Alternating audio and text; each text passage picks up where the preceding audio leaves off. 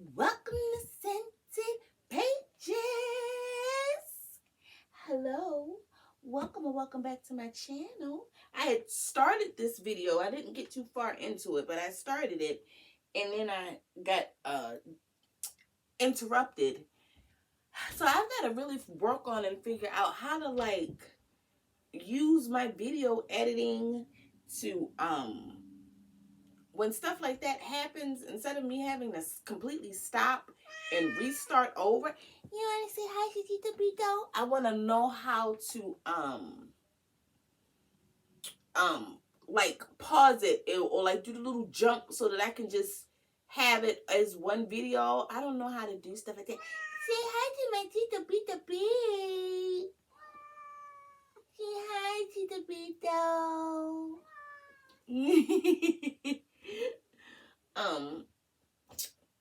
So I had did the first two books. I guess I should start over and redo the summaries all over again. The first one, the Baltimore Chronicle Saga. So instead of me reading the summary again, I'm gonna just say what I remember from it. It's about two brothers, Derek Fuller and Scar Johnson, who were separated when they were young, in the Baltimore foster care system. And when they finally did reunite or come back together, they were on different sides of the law. Derek is a cop and Scar is a drug dealer. So they've been forming a friendship, forming a partnership over the, as time has gone on or whatever. However, Tiffany Fuller, which is Derek Fuller's wife, has been having an affair with her brother-in-law. And she is a judge, a circuit court judge, and she's been feeding information to Scar and his dirty money crew so they can go on a crime spree with no fear of prosecution. She's a fool. She shouldn't do it. That's stupid. So I can't wait to see how that unfolds and unravels, and whether or not she gets caught up in her lying, cheating, adulterous ways. Drop Dead Gorgeous by J.D. Mason. Oh, I forgot to say that the Baltimore Chronicle Saga is by Treasure Hernandez. I'm so excited. I'm ready to read this. I'm always excited to read anything set in Baltimore or has a Baltimore storyline or whatever. People from Baltimore mentions Baltimore. It's always so cute. Then I have, my little wine.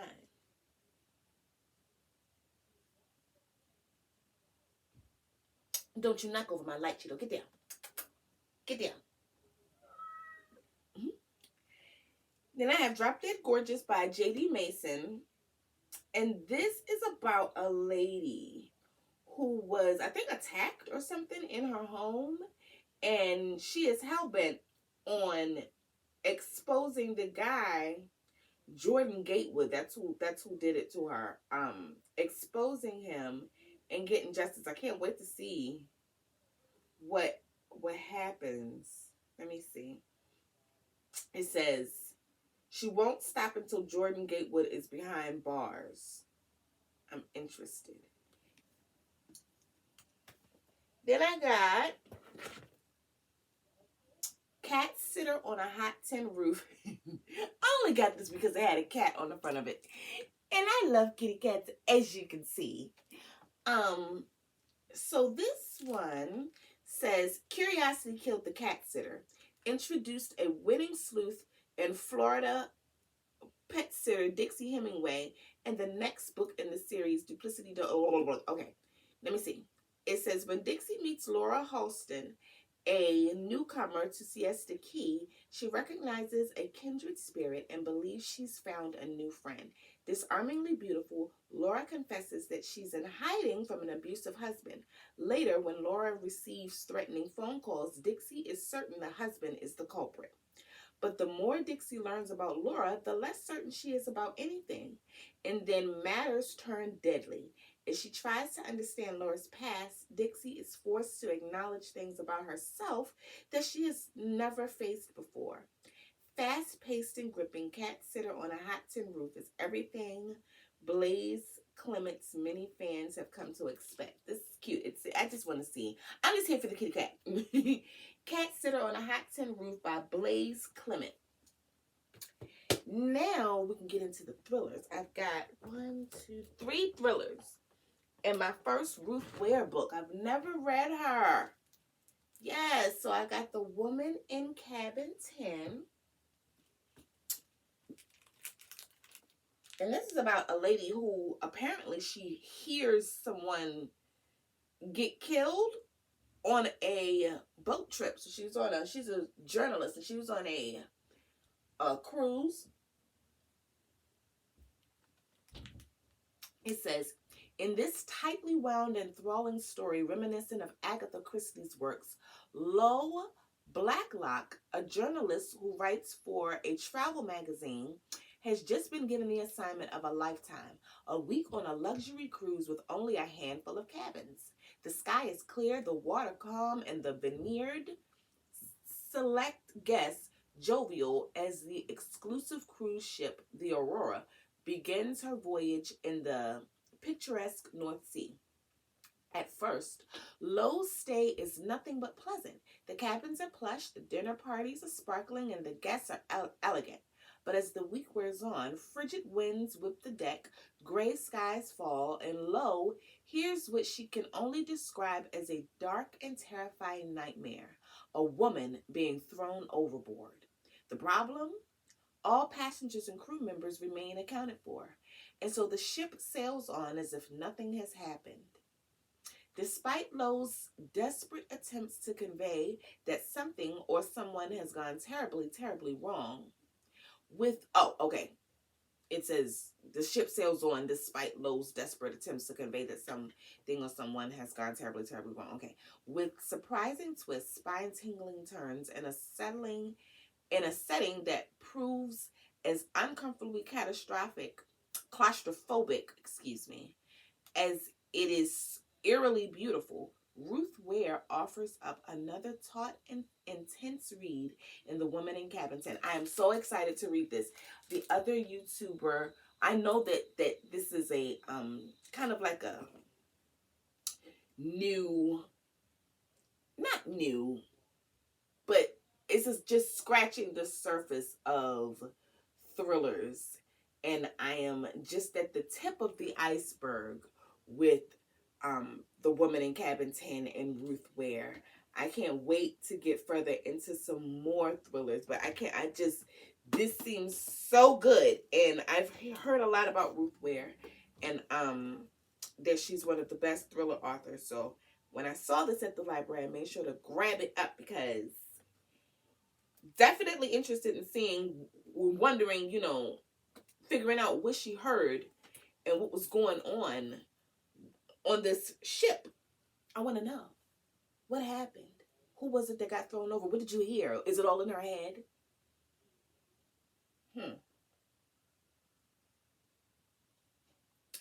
Scented pages. So then, the next thriller I got was One Last Secret. Would You Kill to Keep It? By Adele Parks. It says, one last client. A week at a beautiful chateau in the south of France. It should be a straightforward final job for Dora. She's a smart, stunning, and discreet escort, and Danny has paid her for services before. This time, all she has to do is convince the ensemble guests that she is his girlfriend. Dora is used to playing roles and being whatever men want her to be. It's all about putting on a front. One last chance. It will be a last, luxurious look at how the other half lives before Dora turned her back on the escort world. And what? Half lives. It says it will be a last, luxurious look at how the other half lives before Dora turns her back on the escort world and all its dangers. She has found someone she loves and trusts. With him, she can escape the life she's trapped in. But when Dora arrives at the chateau, it quickly becomes obvious that nothing is what it seems. One last secret. Dora finds herself face to face with a man she has never forgotten. The one man who really knows her. And as old secrets surface, it becomes terrifyingly apparent that one last secret could cost Dora her life. I want to know what the secret is. I like secrets. What's the secret? Secrets!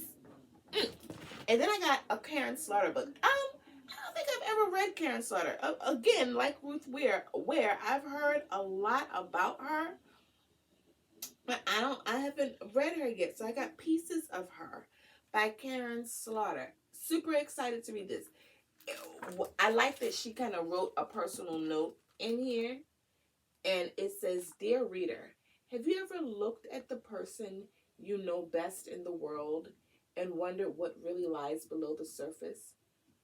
Whether what you see is genuinely what you get? I've always been fascinated by the secrets and lies that underpin our lives." And so that's the question Pieces of Her asks. Can you ever know anybody completely? I hope you enjoy it. That's an interesting question, because you do always, wonder, well, and I'm not going to say always, if you are pretty comfortable with a person and you don't have to wonder about them. I know with me, I wear my heart on my sleeve. So nobody, I'm always pretty much in a open book with my friends and family. But, with people that you meet, it is, a question of what's in their past. So the summary goes, Andrea Oliver knows everything about her mother, Laura. Ooh. She knows Laura has spent nearly her whole life in the small beachside town of Belle Isle, Georgia. She knows Laura's never wanted anything more than to lead a quiet, normal life in this conventional community. She knows Laura's a kind and beloved speech pathologist who helps others. She knows Laura's never kept a secret in her life. Andrea knows that Laura is everything she isn't: confident, settled, sure of herself. Feeling listless, with no direction, Andrea, unlike Laura, struggles to find her way. But Andrea's certainty is upended when a visit to the mall is shattered by an act of horrifying violence that reveals a completely different side of Laura, a cool woman who calmly faces down a murderer. It turns out that before Andrea's mother was Laura, she was someone completely different. For nearly 30 years, she's been hiding from the woman she once was, lying low in the hope that no one would ever find her. But now she's been exposed and nothing will ever be the same again. The assailant was a mentally troubled teenage scion of Georgia law enforcement royalty. And now the police want answers about what really happened in those terrifying moments at the mall. Though she's being scrutinized at every level of the criminal justice system and her innocence is on the line, Laura refuses to speak to anyone, including her own daughter. She pushes Andrea away, insisting it's time for her to stand alone and make a life for herself. To save her mother, Andrea embarks on a desperate journey, following the breadcrumb trail of her mother's past. Andrea knows that if she can't uncover the secrets hidden there may be no future for her mother or her. Filled with intriguing turns, surprising revelations, and a compelling cast of characters, Pieces of Her is Slaughter's most electrifying, provocative, and suspenseful novel yet. I can't wait to find out what her deal is. Because let me tell you, I would be pissed if my mother was somebody who I didn't think that she was, or whatever the case may be. I would be livid. I don't even know how in what I could confront her. It kind of reminds me of like the Carolina White story, when she grew up and found out that lady wasn't her mother.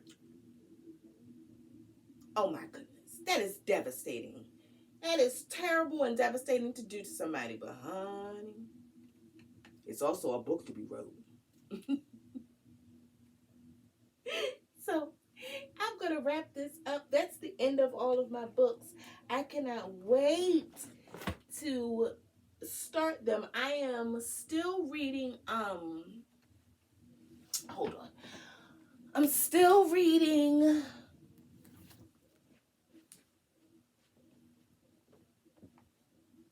The Darkest Child. I've got about a little more than halfway through. I'm on chapter 31 now. It's real good. I like it. Set back in the 50s.